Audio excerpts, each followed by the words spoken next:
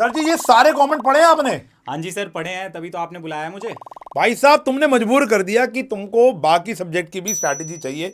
मैंने 11th accounts 12th accounts की strategy डाली थी वीक वाइज। मैं सर के पास गया, मैंने कहा सर बीएसटी जो मोस्ट इग्नोर्ड जो सब्जेक्ट है, बच्चे सबसे ज्यादा इसको टेक इट फॉर ग्रांटेड लेते हैं, तो इसकी कोई स्ट्रैटेजी बताओ कि बच्चा जो हम देखो हम तो एक क्रैश कोर्स में फॉलो करेंगे ही करेंगे, लेकिन जो बच्चा घर बैठकर हमारा यूट्यूब से पढ़ाई कर रहा है तो वो घर बैठकर कैसे पढ़ाई करे, उसको एक डे वाइज प्लान मिल जाए। तो मैंने सर को बोला था कि सर वीक वाइज स्ट्रैटेजी बता दो। सर मेरे से एक नंबर आगे निकले।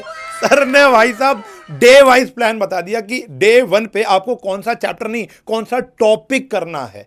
तो वो टॉपिक वाइज एक लिस्ट बन चुकी है इंक्लूडिंग केस स्टडीज। बेहतरीन तरीके मैंने देख लिया स्ट्रैटेजी।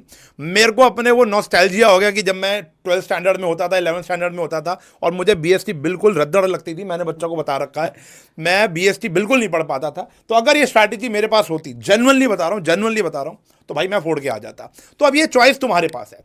2 प्रकार के बच्चे हैं, मैंने अपनी हर एक वीडियो में बोला है और ये बात रियलिटी है, मैं सिर्फ कहने के लिए नहीं कह रहा हूं।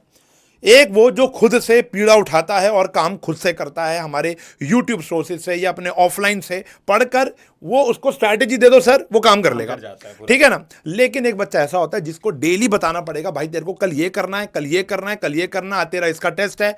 तो उन बच्चों के लिए ही बना होता है क्रैश कोर्स। जो खुद से उम्मीद हार चुके होते हैं उनको एक मोटिवेशन चाहिए, उनको डेली लाइव लेक्चर्स चाहिए, डाउट सेशन बहुत भर भर के होते हैं, तो टीम ए टीम बी मिलकर उनके डाउट सेशन लेगी।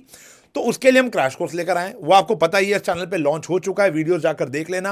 999 का क्रैश कोर्स है, सारे के सारे सब्जेक्ट लाइव होने वाले हैं विद डाउट क्लास। 45 दिन के अंदर सारा का सारा सिलेबस तुम्हारा खत्म हो जाएगा और हाँ उसके बाद होगा मेन गेम स्टार्ट। बच्चे पूछ रहे थे सर कि जो हम मॉक टेस्ट लेकर आएंगे या जो सैंपल पेपर की सीरीज लेकर आएंगे क्या वो अलग से खरीदनी पड़ेगी? नहीं भाई, वो इंक्लूडेड है।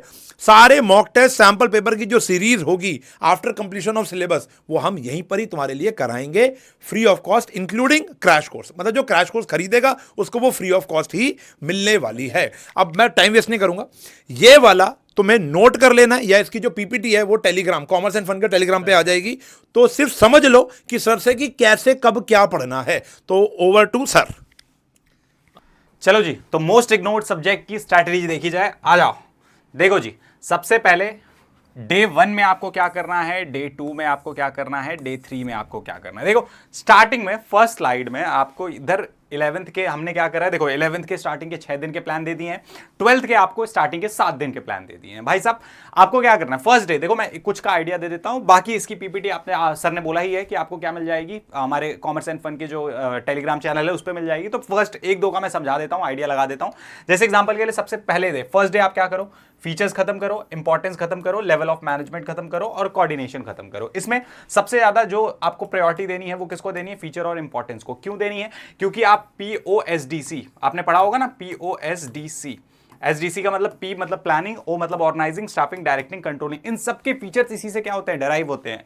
इंपॉर्टेंस इसी से डेराइव होती है। तो थोड़ा सा इस पे क्या कर लेना, आपको फोकस कर लेना है। तो ये स्टार्टिंग के आपके डे 4, डे 5, डे 6, डे 7 इनकी स्ट्रैटेजीज हैं, सिंपल, ठीक है। अच्छा मान लो बाई चांस आपके साथ ऐसा होता है कि सर आपको क्या पता सर प्री बोर्ड भी स्टार्ट हो रहे हैं, ये वो फलाना ठिकाना। अबे ज्यादा नहीं पढ़ना यार, 30 मिनट भी अगर तुम डेली का दे दोगे ना, 30 मिनट्स बिजनेस स्टडीज को, दैट्स मोर इनफ, ठीक है, वो बहुत ज्यादा सफिशियंट है।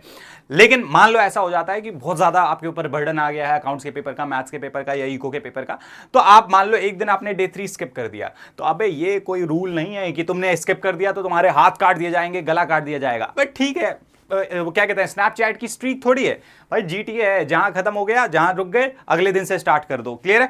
तो जैसे डे 3 आप परफॉर्म नहीं कर पाए तो अगले दिन, ठीक है, डे 4 में आके डे 3 बना दो उसे, एंड देन वहां से क्या कर लो, कंटिन्यू कर लो। सिंपल सी कहानी है। वही सेम स्ट्रैटेजी यहां पे क्या है, 11th के लिए है। 11th में डे 1 में आप क्या कर लो, बिजनेस, प्रोफेशन, एम्प्लॉयमेंट, ठीक है, और क्या कहते हैं ये जो क्या कहते हैं ट्रेडिशनल बैंकिंग और वो वाला पार्ट है, वो वाला पार्ट आप क्या कर लो, कवर कर लो। एंड देन उसके बाद जैसी चैप्टर खत्म हो भाई सब केस स्टडी लगा लो, खेल खत्म, ठीक है। तो ये स्टार्टिंग के क्या है, 7 दिन की स्ट्रैटेजी है। फिर आगे के जो 13 दिन है उनकी स्ट्रैटेजी यहां पे है। अच्छा, इसमें थोड़ा सा मेरा सजेशन मान लेना, आप क्या करना, ये जो डायरेक्टिंग वाला पोर्शन है कृपया इस पे थोड़ा सा फोकस, मतलब क्रॉस नहीं लगाना चाहिए मुझे, ठीक है, इस पे थोड़ा सा फोकस क्या कर लेना बच्चे, ज्यादा कर लेना, ठीक है। इधर बात करी जाए डे 12 तक, यहां तक कहानी देख लो। और इनमें भी सबसे ज्यादा इंपॉर्टेंस आपको जो देनी है, ठीक है, किसको देनी है इंपॉर्टेंस, इंपॉर्टेंस भाई साहब ये वाले पार्ट को देनी है, फॉर्म्स ऑफ ऑर्गेनाइजेशन को। क्यों? क्योंकि इसकी वेटेज क्या है, थोड़ी सी ज्यादा है।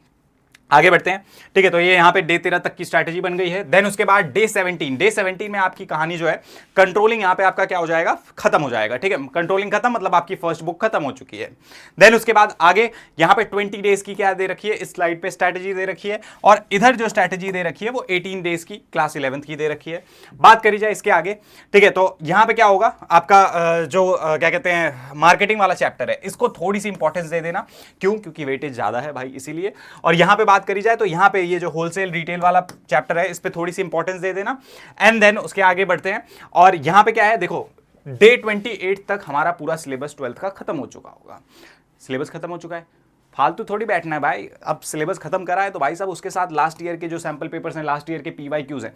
अच्छा, PYQs से याद आया, अगर PYQs आपको खुद से मिल जाते हैं भाई अच्छी बात है, नहीं मिलते विनर सीरीज उठा लो यार। लास्ट के 20 साल के उसमें sample papers, questions, last year के क्वेश्चंस सारे दे रखे हैं, तो विनर सीरीज कर सकते हो। और मजे की बात, विनर सीरीज पे 32% का ऑफ चल रहा है भाई, तो अपॉर्चुनिटी है। अच्छा, मान लो अगर आप देखो अपनी पॉकेट को देखो, अगर आपकी पॉकेट अलाउ करती है, आपको नीड है, जरूरत है, तो आप crash course plus winner series दोनों ले सकते हो।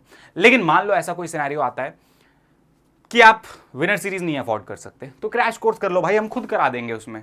और ऐसा सिनेरियो होता है कि तुम क्रैश कोर्स नहीं अफोर्ड कर पा रहे तो विनर सीरीज ले लो, ठीक है। मतलब कुछ ना कुछ आप इसमें से अडॉप्ट कर सकते हो भाई, बेहतरीन बुक है, कहते हैं ना मतलब बिजनेस स्टडीज की वाह क्या बुक है, तो आप उसको क्या कर सकते हो, प्रेफर कर सकते हो। देन उसके बाद जैसे ही लास्ट ईयर के 1-2 सैंपल पेपर्स आप कवर कर लो, देन उसके बाद सैंपल पेपर्स पे मूव कर जाओ जो अभी करंटली निकाले गए हैं, CBSE की तरफ से निकाले गए हैं। इधर बात करी जाए तो यहाँ पे आपका जो चैप्टर है वो पूरा का पूरा चैप्टर क्या हो जाएगा, डे 26 पे खत्म हो जाएगा। डे 26 पे खत्म हो जाएगा। देन उसके बाद क्या हो जाएगा, यहाँ पे 2 दिन आपको क्या करनी है, रिवीजन लगानी है। रिवीजन में ऐसे पलट पलट के देखना है भाई, ये था ये था ये था ये था, आइडिया लग जाएगा। अब 12th वाले बोलेंगे सर 11th वालों को तो रिवीजन का टाइम दे रहे हो, हमें क्यों नहीं? अब तुम्हारे प्री बोर्ड वी बोर्ड स्टार्ट हो जाते हैं, इस वजह से टाइम नहीं दिया। बाद में ये सब खत्म करके देन उसके बाद तुम भी रिवीजन मार सकते हो, कोई दिक्कत नहीं है। और बात करी जाए देन उसके बाद आप लोगों को क्या लगाने हैं, सैंपल पेपर लगाने हैं। तो ये पूरी कहानी है भाई साहब।